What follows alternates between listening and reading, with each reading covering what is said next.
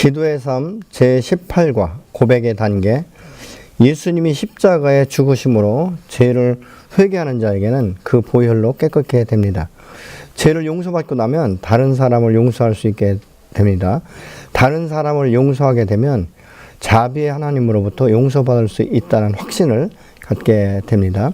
자신의 필요와 다른 사람의 필요를 기도로 고백하는 것은 하나님의 뜻을 따르는 또 다른 하나의 방법이 되기도 합니다. 문제 1번. 하나님 앞에 죄는 숨길 수 없으나 고백할 때 변화가 일어납니다. 요한일서 1장 9절에 보면 만일 우리가 우리의 죄를 자백하면 미쁘시고 의로우신 하나님께서 우리의 죄를 사하신다라고 말씀하고 있습니다.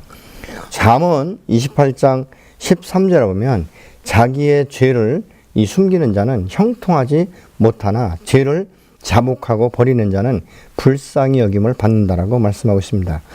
우리가 하나님 앞에 이 죄를 숨길 수 없지만 고백하는 자에게는 용서하시는 은혜를 베푸시기 때문에 우리가 하나님의 은혜를 경험하게 되는 줄로 믿습니다. 문제 2번. 죄를 회개했을 때 죄가 사해진 상태를 찾아보십시오. 성경이 죄가 제거된 상태를 보여주고 있는데 7장 18절로 19절에 보면 주와 같은 신이 어디 있으리이까? 주께서는 죄악과 그 기업에 남은 자의 허물을 사유하시며 인애를 기뻐하심으로 진노를 오래 품지 아니하시나이다. 다시 우리를 불쌍히 여기셔서 우리의 죄악을 발로 밟으시고 우리의 모든 죄를 깊은 바다에 던지시나이다 라고 말씀하고 있습니다. 우리의 모든 죄를 깊은 바다에 던지신다 라고 말씀하고 있죠. 이것이 회화적인 그 문구를 사용하셔서 하나님의 죄 용서를 어떻게 하시는지에 대해서 우리에게 쉽게 알아들을 수 있도록 말씀하고 있습니다. 이사야 38장 17절에 보면 보옵소서 내게 큰 고통을 더하신 것은 내게 평안을 주려 하심이라. 주께서 내 영혼을 사랑하사 멸망의 구덩이에서 건지셨고 내 모든 죄를 주의 등 뒤에 던지셨다라고 말씀하고 있습니다. 히스기야는 나의 모든 죄를 주의 등 뒤에 던지셨나이다라고 기도함으로 인해서 고백한 죄가 용서됐다는 확신을 그가 갖게 되었습니다. 또 시편 3편 12절에 보면 이 주님께서 우리가 회개할 때 동이 서에서 먼 것 같이 우리의 죄과를 우리에게서 멀리 옮기셨다라고 말씀하고 있죠. 그래서 이 다윗 같은 경우는 동이 서에서 먼 것 같이 우리가 회개할 때 하나님께서 다시 기억지 아니하신다는 이런 믿음의 확신을 가졌던 것을 우리가 보게 됩니다. 죄가 용서된 것을 지금 성경은 말을 하고 있는데 1, 2, 3번 모두가 이 성경이 죄를 고백하면 죄가 제거됐다는 이 확신을 우리에게 주시는 것을 우리가 성경을 통해서 알 수 있게 되는 것이죠. 우리가 그 예수님의 이 보혈이 우리의 양심을 또 깨끗게 하시는 것을 우리가 볼 수 있습니다. 예수님이 십자가에 죽으심으로 죄를 회개한 사람은 정결케 할 수 있는 보혈의 능력을 갖고 있는 것이죠. 그래서 우리가 이 미가 선지자와 히스기야도 하나님의 죄 용서하심을 알고 있었다면 예수님의 죽음과 부활을 알고 있는 우리 하나님과 완전한 이 죄 용서를 생각할 때마다 기뻐하시고 또 그 기뻐하시는 것을 우리가 알 수 있게 되는 것이죠. 죄라는 것을 우리 마음 가운데 들 때 항상 무겁고 우리를 슬프게 하고 힘들게 하고 하나님과 가까이 할 수 없는 이 간격을 벌려놓는 것들을 우리 일상 가운데서 알 수 있지 않습니까? 히브리서 9장 13절로 14절에 보면 염소 황소의 피와 및 암송아지의 이 죄를 부정한 자에게 뿌려서 그 육체를 정결하게 하고 거룩하게 하거든 하물며 영원하신 성령으로 말미암아 흠없는 자기를 하나님께 드린 그리스도의 피가 어찌 너 양심을 죽은 행실에서 깨끗하게 할 수 없겠느냐라고 말씀하시면서 살아계신 하나님을 섬기게 하지 못하겠느냐라고 말씀을 하고 있습니다. 이 죄 용서 받은 자는 다른 사람을 용서할 수 있는 마음이 생깁니다. 왜냐하면 하나님의 은혜를 경험했기 때문에 그렇습니다. 마치 1만 달란트 이 탕감받은 자가 한 데나리 빚진 자를 용서하지 못하는 것은 자신의 마음 가운데 용서받았다는 이 확신이 없기 때문에 그런 일들이 일어나는 것을 우리가 보게 되는 것이죠. 나 같은 죄인 살리신 그 주님의 은혜를 우리가 기억한다면 내가 예수 그리스도의 이름으로 하나님 앞에 고백했을 때 완전하게 사해지고 또 다른 자를 용서할 수 있는, 용납할 수 있는, 사랑할 수 있는 이 마음과 믿음도 하나님께서 우리에게 주시는 줄로 믿습니다. 마태복음 16장 14절로 15절에 너희가 사람의 잘못을 용서하면 너희 하늘 아버지께서도 너희 잘못을 용서하려니와 너희가 사람의 잘못을 용서하지 아니하면 너희 아버지께서도 너희의 잘못을 용서하지 않는다라고 말씀하고 있죠. 그래서 우리가 이 매고 푸는 권세에 대해서 주님 말씀하고 있는데 너희가 땅에서 풀면 하늘에서 풀리고 너희가 땅에서 매면 하늘에서 매겠다라고 말씀하고 있죠. 예수님께서 용서에 대한 이 약속과 함께 경고도 말씀하셨는데 하나님과 화해한다는 것은 하나님의 성품도 닮아가는 것을 여기에 포함하고 있습니다. 또 하나님께서는 이 죄에 대해서 완전하게 잊어버린다라고 말씀하고 있는데 이 완전히 용서받은 것을 믿는다면 이제 과거의 죄에 대해서 더 이상 우리가 고민하고 붙들고 그래서 과거의 유령에 묶여서는 안 되는 것이죠. 하나님은 새로운 이 언약에서 그 죄악을 다시는 기억지 아니하시고 완전하게 도말하셨다라고 말씀하고 있죠.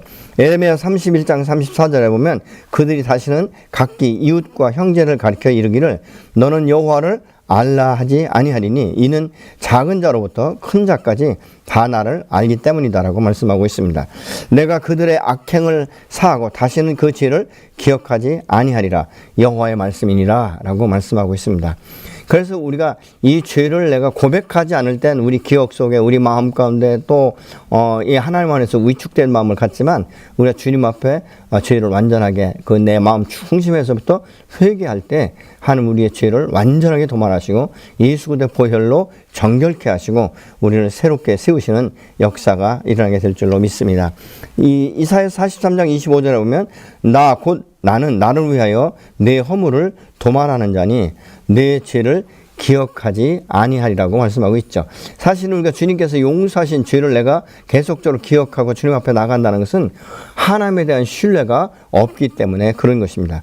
하나님이 기억하지 않겠다라고 말씀하시면 기억하지 않는 하나님에 대해서 우리가 오히려 감사해야 될 줄로 믿습니다. 다시 그것을 기억할 이유가 없는 것이죠. 우리가 육신의 부모로부터도 자녀들이 이 용서를 받았으면 끝나야지 그걸 가지고 계속적으로 갈 때마다 어머니 잘못했어요. 그때 그 죄에 대해 다시 용서해 주세요. 라고 반복적으로 말한다면 그거는 부모에 대한 신뢰가 없기 때문인 것이죠. 용서했다라고 말씀하시는 이 부모의 신뢰가 없기 때문에 계속 용서해달라고 무슨 문제가 생겼을 때마다 이 과거에 잘못된 것과 연관시켜서 그때 잘못해서 그 죄 때문에 여기까지 왔다라고 이 연관시키는 우를 우리가 범하게 되는데 우리가 하나님 안에서 하나님께서 약속하셨고 하나님 말씀하셨다면 완전하게 우리의 죄를 고백하는 순간에 그것이 도말되고 없어졌다는 사실을 우리가 기억해야 될 줄로 믿습니다. 문제 3번 자신과 이웃의 필요를 위해서 기도할 수가 있습니다. 하나님께서 관심 가지고 있는 사람들의 유형을 기록해 보십시오 라고 말씀하고 있습니다. 또 그들을 위해서 어떻게 기도해야 될지 기도의 제목을 써보십시오 라고 말씀하고 있죠. 예수님의 필요와 다른 사람의 필요를 우리가 기도하면서 올려드릴 수 있는 것이죠. 하나님의 뜻에 따르는 또 다른 방법이 되기도 하는데 하나님은 우리의 필요를 기도하면 응답해 주시고 또 만약 당신의 삶과 다른 사람의 삶 속에서 필요로 하는 것들이 있다면 우리는 하나님의 뜻을 알고 그것을 위해서 전심으로 기도할 때 하나님께서 차고 넘치도록 채워주시는 줄로 믿습니다. 우리 하나님은 우리를 사랑하시기 때문에 그냥 어설프게 채워주신 게 아니라 항상 차고 넘치고 후하게 해주시는 하나님이시기 때문에 우리가 그 기도할 때 담대함으로 우리가 나가서 간구할 수 있게 되는 것이죠. 시편 146편 7절로 9절에 보면 억눌린 사람을 위해서 정의로 심판하시고 줄인 자들에게는 먹을 것을 주시는 이시다라고 말씀하고 있죠. 여호와께서는 갇힌 자들을 자유케 해주시기도 하신다라고 말씀하고 있습니다. 그래서 우리 사신 하나님 앞에 우리가 나아갈 때는 정말 믿음으로 또 소망을 가지고 주님 앞에 나아가 간구할 때 하나님께서 우리를 새롭게 하시는 줄로 믿습니다. 여호와께서 비굴한 자들을 일으키시고 여호와께서 의인을 사랑하시며 여호와께서 나그네들을 보호하시고 고아와 과부를 붙들고 계신다라고 말씀하고 있습니다. 그러나 악인들의 길은 굳게 하나님께서 만드신다라고 말씀하고 있습니다.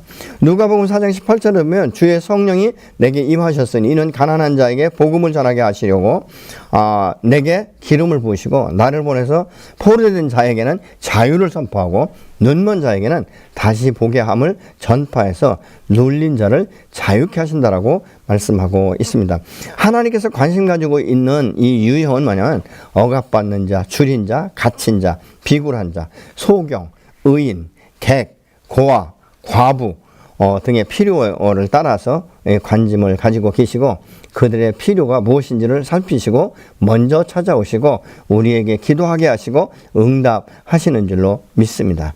그래서 하나님 안에서는 우리가 모든 것을 새롭게 변화시킬 수 있는 은혜의 보좌 앞에 나갈 수 있는 담력을 얻게 되는 줄로 믿습니다. 그렇다면 우리가 그들을 위해서 어떻게 기도해야 되는지 기도 제목을 써보십시오 라고 말씀하고 있죠. 예수님께서 병을 낫게 하고 또 많은 이 간청을 필요해 고백에 우리가 할 수 있는데 간청에 사용된 그 단어들의 예를 우리가 든다면 마태복음 15장 27절 후반절에 보면 이제는 한 여인이 자기 자녀가 낫기를 원할 때 예수님께서 그렇게 말씀하십니다. 주인의 것을 개들에게 주지 않는다. 그렇게 말씀하실 때 이 여인이 이렇게 말하죠. 예, 맞습니다만은 개들도 주인의 상에서 떨어지는 부스러기는 주워 먹습니다. 라고 말씀하죠. 그때 주님께서 그 여인의 믿음을 보시면서 그 믿음을 통해서 하나님께서 그 여인의 필요를 채우시고 역사하시는 것을 우리가 볼 수 있습니다. 마태복음 9장 27절 후반부에서도 보면 다윗의 자손이여 우리를 불쌍히 여기소서 이렇게 외치는 자들의 소리를 들으시고 하나님께서 문제를 해결해 주셨습니다. 마가복음 5장 23절에도 보면 내 어린 딸이 죽게 되었사오니 오셔서 그 위에 손을 얹으사 그로 구원을 받아 살게 하소서라고 말씀하고 있죠. 예수님은 이 하나님의 뜻에 따라서 필요를 오늘 또 채우시고 또 새롭게 세우시고 우리를 온전케 하시는 줄로 믿습니다. 누가복음 4장 18절에 보면 주의 성령이 내게 임하셨으니 이는 가난한 자에게 복음을 전하게 하려 하고 내게 기름을 부으시고 나를 보내사 포로된 자에게는 자유를 눈먼 자에게는 다시 보게 함을 전파하며 눌린 자를 자유롭게 한다라고 말씀하고 있죠. 믿음의 사람들이 가장 필요로 하는 것이 무엇입니까?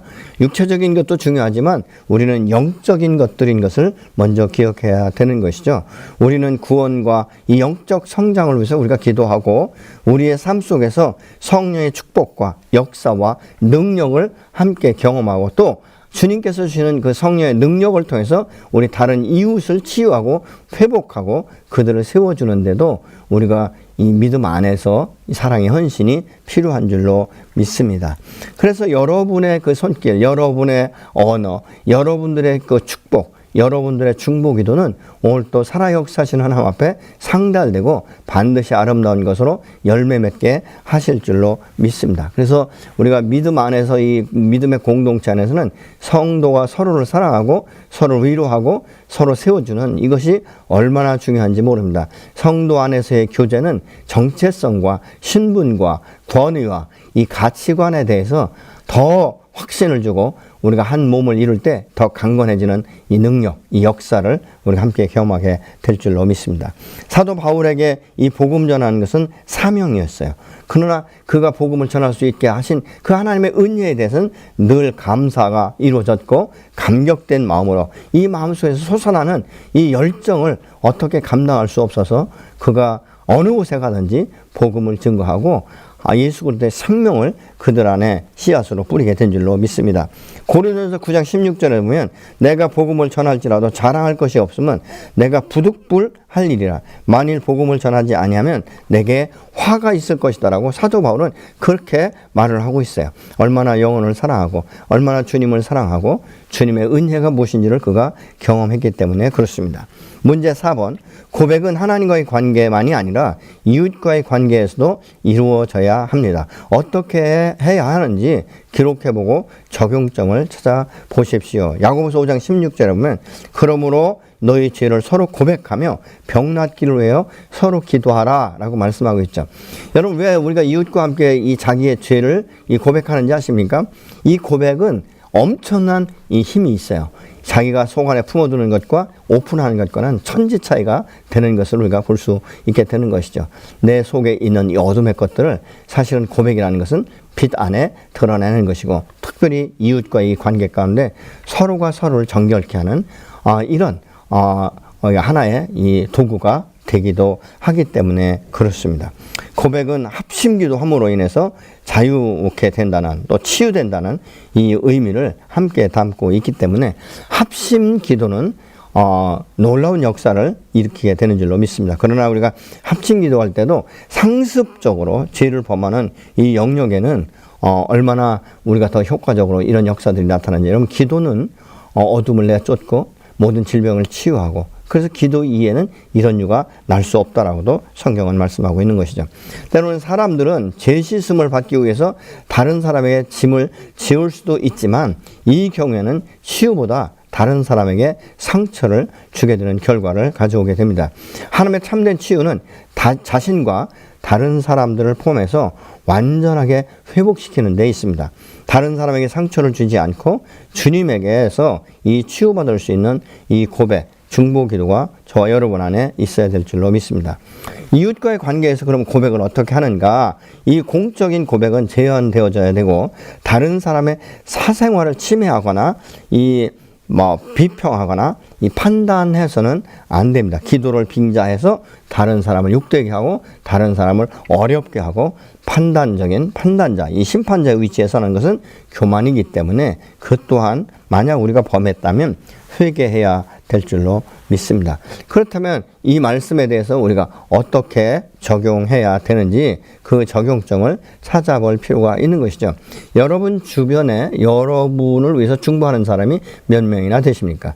또 여러분은 다른 사람을 위해서, 어떤 다른 목원들을 위해서 얼마나 그들을 사랑하고 또 주변 사람들과 함께 연합해서 기도하고 있습니까? 만약 없다면 사실 우리는 혼자 하나님 안에서 싸움을 하고 있는 것이죠. 그렇기 때문에 가까운 이웃과 만나서 또 교회 안에, 성도 안에 서로 교제를 통하고 기도 제목을 나누고 함께 합심해서 기도할 때 새로운, 이전에 우리가 경험하지 못했던 놀라운 일들과 놀라운 능력들을 경험하게 될 줄로 믿습니다.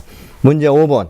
예수님으로 인해서 얻은 이 새로운 삶을 지속적으로 고백하며 유지하려면 어떻게 해야 하는가? 당신의 삶과 비교해 보십시오 라고 말씀하고 있죠. 첫 번째로 예수님을 구세주로 이 고백을 하기 시작해야 되는 것이죠. 성경에서 고백은 우리의 죄를 고백하는 것 외에 하나님의 뜻에 따라서 사는 것을 언급할 때도 자주 사용이 되죠. 예수님이 하나님의 아들인 것을 우리가 고백해야 되는 것이죠. 마태복음 10장 32절 34절에 누구든지 사람 앞에서 나를 시인하면 나도 하늘에 계신 내 아버지 앞에서 그를 시인할 것이요, 누구든지 사람 앞에서 나를 부인하면 나도 하늘에 계신 내 아버지 앞에서 그를 부인하리라고 말씀하고 있죠. 예수 그리스도가 나의 주인 되신 것에 우리가 자랑스럽게 믿음으로 고백하고 선포되어질 때 내 안에 어둠이 자리 잡지 못하고 오히려 내 안에 성령의 역사와 빛 가운데 우리가 삶을 살아가는 축복의 문을 여는 기회가 될 줄로 믿습니다. 두 번째로 예수님을 주님으로 우리가 고백해야 되는 것이죠. 다시 말하면 예수 그리스도가 나의 삶과 내 인생의 주인이라는 것을 우리가 인정하는 것입니다. 빌립보서 2장 11절에 보면 모든 입으로 예수 그리스도를 주라 시인하여 하나님 아버지께 영광을 돌리게 하셨느니라 라고 말씀하고 있습니다.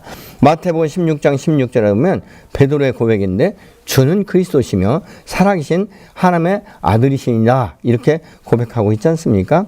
요한복음 1장 49절에 나다나엘이 납비여 당신은 하나님의 아들이시요 당신은 이스라엘의 임금이로소이다 이렇게 말하고 있죠. 요한복음 20장 28절에 보니까 도마가 의심이 많던 사람이에요. 근데 이 부활의 주님을 보면서 나의 주님이시요 나의 하나님이십니다. 그가 그렇게 고백을 하고 있습니다.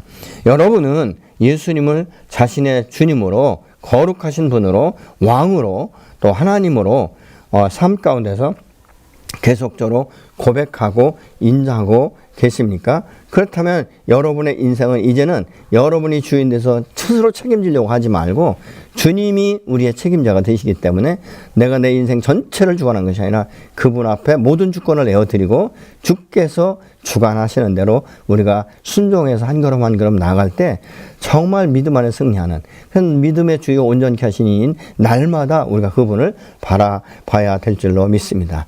우리가 주님과 친밀한 교제 가운데 가면 어떤 상태가 되냐면 정말 예수님과 내가 하나가 되는 것. 그래서 이 요한복음 17장에서 보면 예수님이 이런 기도하세요.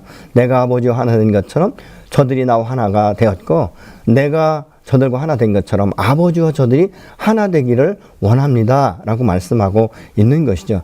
여러분 이 비밀이 무엇입니까? 예수 그리스도를 통해서 우리가 새롭게 거듭날 때 하나님의 자녀가 되며 하나님의 하늘의 시민권자가 되어지기 때문에 그렇습니다. 사도 요한은 요한일서 4장 15절에서 재확인시켜주는데 누구든지 예수를 하나님의 아들이라 시인하면 하나님의 그의 안에 거하시고 그도 하나님 안에 거한다 라고 말씀하고 있지 않습니까?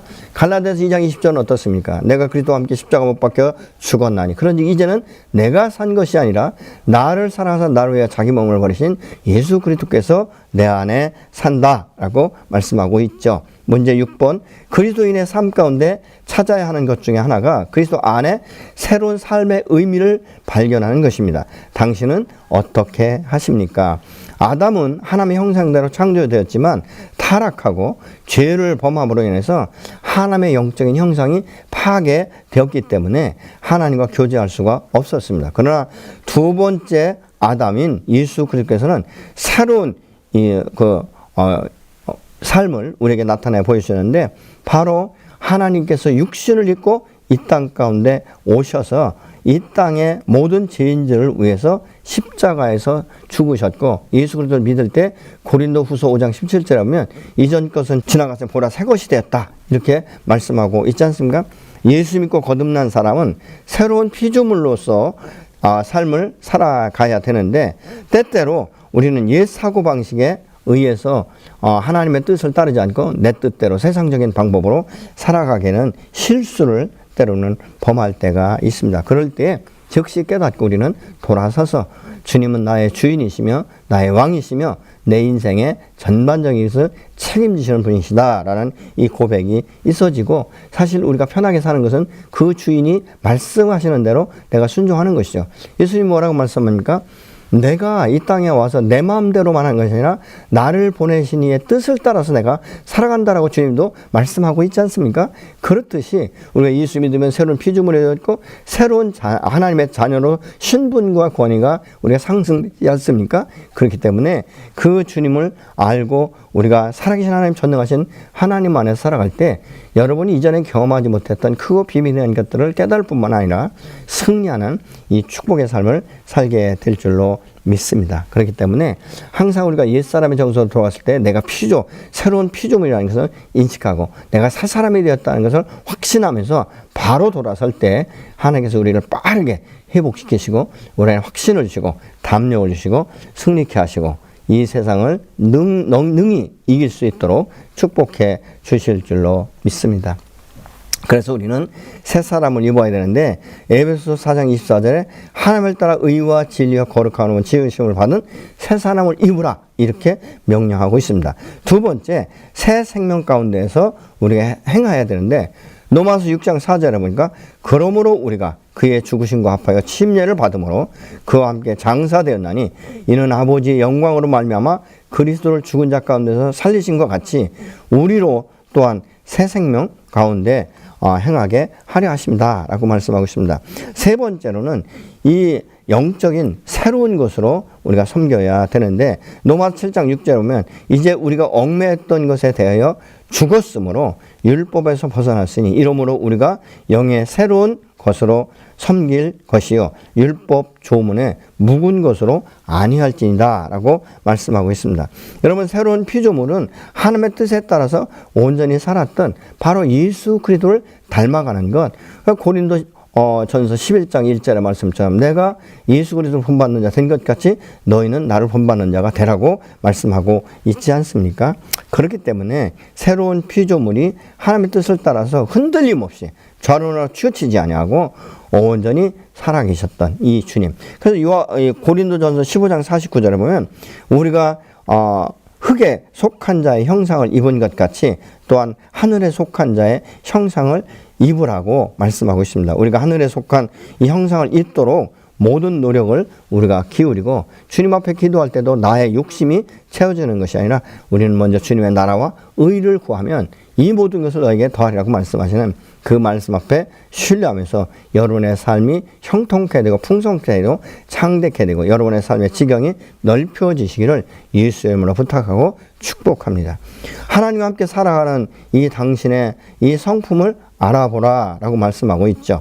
그것은 무엇인가? 예수 성품이 내 안에 없는지, 예수 성품이 있다면 우린 그것이 드러날 때마다 우리 안에 찍어내는 예수의 이름으로 결박하고 예수의 이름으로 정말 십자가 못 박는 이 작업을 매일매일 우리는 해야 될 것입니다. 하나님께서 오늘 또 나를 기쁘시게 하고 새로운 성품을 우리에게 부어주셨기 때문에 이것이 우리의 삶 가운데 드러나기를 원하시는 줄로 믿는데, 이것은 내가 의식적으로 행하는 것이 아니라 정말 성령을 따라서 말씀을 따라 내가 순종하기로 결정할 때 이런 새로운 일들이 우리 안에 주어지게 되는 줄로 믿습니다.